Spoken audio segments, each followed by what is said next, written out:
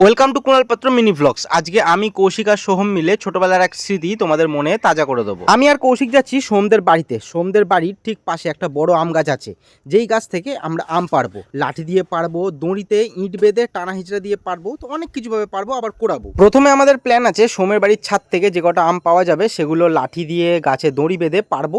কৌশিক পারবে আর আমি আর সোহম নিচ থেকে ক্যাচ লুববো, কারণ পাকা আম পড়ে গেলেই তো ফেটে যাবে। কিন্তু তার আগে বলো, ছোটবেলার যে স্মৃতিটা তোমাদের ফিরিয়ে দিলাম কেমন লাগছে?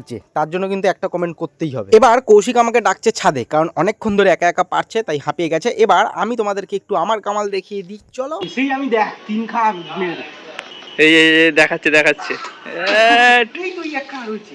বাহুবলী যেরকম ভাবে সেই যন্ত্রগুলো ছুড়েছিল ওইরকম ছুটছে। চার অনেক কষ্টে ওটা লাগিয়েছি 4-5 বার।